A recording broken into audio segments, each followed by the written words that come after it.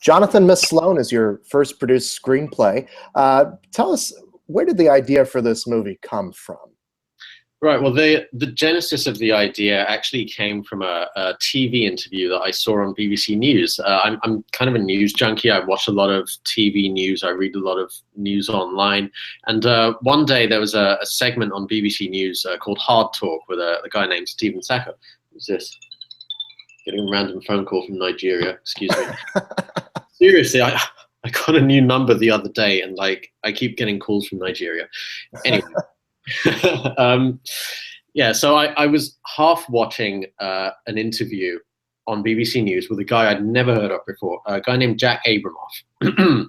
I was doing something else, kind of ironing my shirts, whatever, wasn't particularly interested. And by the end of the 30-minute segment, I was kind of glued to the screen thinking, wow, I'd love to write something set in the world of lobbying. It turned out that Jack Abramoff, I'm not sure if you know who he was, he was a lobbyist, incredibly high-powered, very successful, who had been put behind bars for certain improprieties that he perpetrated. And he had written a book called Capital Punishment, and he was essentially on the show promoting his book. And I knew a little bit about the lobbying industry. I have a background in the legal industry myself. But it seemed like very fertile ground for a script, because we've seen the politicians front and center kind of in shows like The West Wing and various movies as well. What we haven't seen are the power players behind the scenes, trading in influence, pulling the strings. And that kind of, I had a sense of the kind of material that I'd like to write at the time, and that kind of fed straight into that.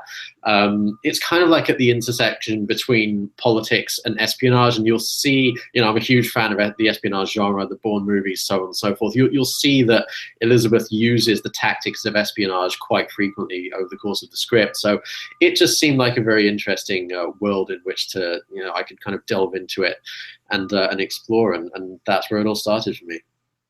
Well, it works on so many different levels, because I mean, it is this interesting character study. It's this, like you said, espionage thriller, kind of Michael Clayton type thing. It also is a very timely subject. I mean, it's about taking on the gun lobby. So I mean, there's all these different layers to it. Was it difficult writing that into a cohesive script, or? It required a lot of planning, yes. I mean, I remember that this was a script. I mean, this was actually my first script. So before I even wrote a word in the final draft, I kind of research and planning phase took far longer than the actual writing phase. And I had the movie kind of written out in a Word document, scene by scene, what happens in every single scene of the movie before I wrote a word of actual dialogue. So it was very difficult to balance all of those things. It's just a question of, instead of jumping straight into the actual writing of it, just taking your time, making sure that you've worked out each separate strand of the story and then kind of woven them together to form a cohesive whole. So it was a complicated undertaking, but I think with sufficient planning, it wasn't too difficult. Right. Let's talk about who Miss Sloane is. I mean, this is the kind of character that in any other movie would often be played by a man. Who is Miss Sloane? Well, Miss Sloane was actually somewhat based on my own mother. I was raised single-handedly by my mother, and the kind of the good traits of Miss Sloane. So the fact that she's incredibly smart, she works very quickly, she's stubborn, she's kind of like a bulldog. She gets her teeth into something, she doesn't let go. She takes no prisoners. That all comes from my mother. The deceitful, manipulative aspects, I guess they're all me. Those are not my mother. So being raised by a very, very strong, independent woman kind of gave me a very good role model on whom I could base Miss Sloane. And then I guess the more deceitful and manipulative aspects came from my research of the lobbying world generally, and just my desire to make the movie as entertaining as I could. Mm-hmm. Yeah, and I mean, there's a lot to chew on there for an actress. Good Chastain, I mean, she's got some massive monologues in this thing. Did she have much input into the direction of the character when she was brought on board, or? I think she kind of came on board. She read the script. I knew she absolutely loved it. I think what Jessica, the way she approached the role, and this is terrific and absolutely characteristic of her, is that she, in her mind, constructed the character's backstory completely of her own volition. She never asked me a single question about who Miss Sloane was. She wanted to fill in all of those blanks herself, as opposed to just kind of being spoon-fed the answers. And I think that just, it kind of shows how intelligently she approaches roles, and the kind of big monologues and things like that. I was amazed by how good she was at handling them all, because it's an incredibly kind of dense script. There's a lot to remember. There's a lot for her to say. And when you're on a movie set, you know, one of the things that I didn't realize before I kind of went on set in this movie is that, you know, an actor just has to kind of do the same thing 10 times over. And you know, she's in almost every scene of the movie, and in every scene she dominates the scene, and she's having to just say so many words. And you know, the fact that she was able to do that so professionally all the time, you know, one take after the next, you know, never kind of looking fatigued or faltering or tripping over her lines, was incredibly impressive. And then once we kind of had a 15-minute recess to kind of reset the cameras, she'd come back to Video Village and just like start yammering to us. You know, she's very, very sociable and chatty, and that's just kind of the person she is. So really incredible to watch her work. Mm-hmm.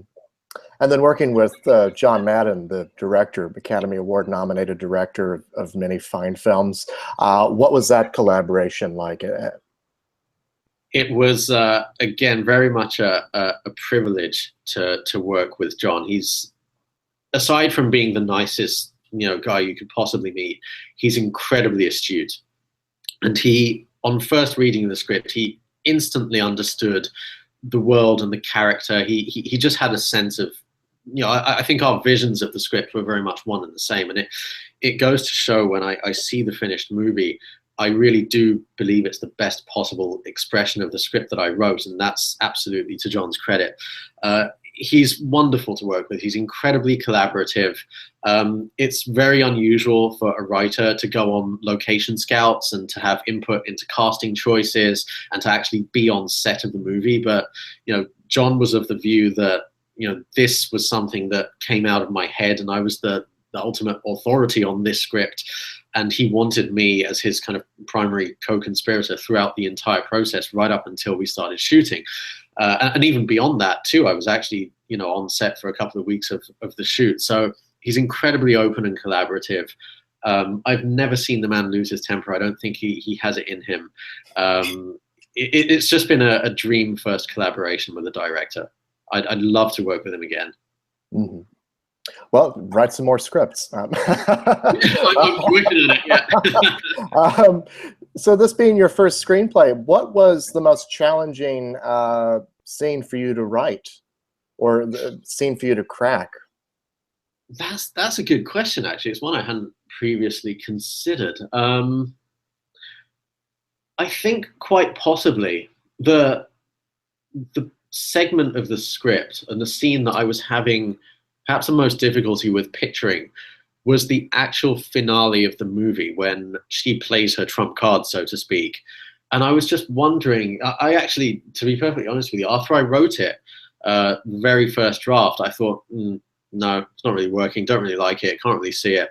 You know, I didn't have that much confidence that it was a big enough ending, or it was, you know, perhaps people would see it coming, or, you know, I was always second guessing myself, and I wasn't entirely confident that I had the right ending. And once I finally was able to show it to someone, I was expecting his first note to be, you know, you need to change the ending. You know, this isn't quite working as well as it should.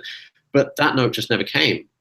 And perhaps it was me just expecting too much of myself, or I'm not sure what it was. But in the final scene, the congressional hearing, where she reverses everything, she plays her trump card and turns the tables on George C. Ponce and Congressman Sperling. I think that was probably the hardest scene to write, just because I felt that as the finale of the movie, I somehow needed to be doing something more. But I think that's possibly a disconnect between words on a page and the actual movie as you see it on the screen, because words on a page don't convey the, you know, 100 people in the room at their laptops. They don't convey the kind of murmurs and buzzes and the atmosphere that you get from actually shooting the movie.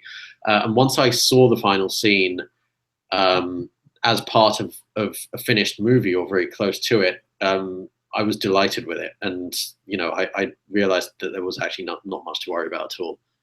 Mm-hmm. I was going to ask you about the ending too, because it's the kind of thing where you have to plant the seeds throughout the entire script in order for it to not seem like just a complete 180. Yeah. Can you talk a little bit about that? Sure, yeah. I mean, I'm kind of a self-taught screenwriter. I mean, I've never been to a screenwriting class in my life. So I'm always kind of analyzing other people's work and seeing kind of what makes them good, why they're not working.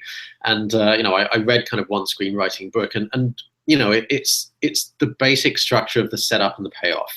And if you want to pull a rabbit out of the hat, in your third act, you need to plant those seeds or kind of lay those breadcrumbs out, so that it doesn't feel random. It has to feel earned, and the way that it feels earned is by planting those seeds throughout the script. So I guess the ability to do that was obtained just through researching other people's work and reading about the craft of screenwriting generally, and just having a sense of, this won't work because it's too random and we haven't seen it set up. Like, I knew that in order to use that cockroach at the end, you need to see it around the middle of the movie so that, it's in people's minds. You know that it's there.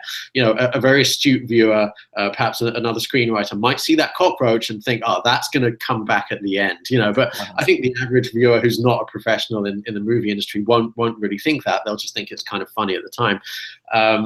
But yeah, you've got to plant those seeds in order for them to pay off at the end. And I think once I was familiar with that concept of setup and payoff, I knew that things had to be introduced into the first and second acts in order to be reused later in the third act. Mm-hmm. And then her arc throughout the film. I mean, I thought it was interesting how it's kind of like the ultimate David and Goliath story. I mean, she takes on the gun lobby as a lobbyist because, she wants to have the challenge, right? The ultimate challenge. And then by the end, it shifts and becomes more of a noble intention, I think. Yeah. Can you talk a little about that?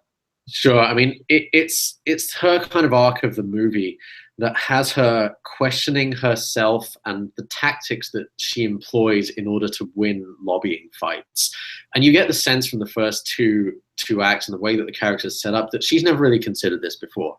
She's of the mind that this is my job. My job is to win. This is what I'm hired to do.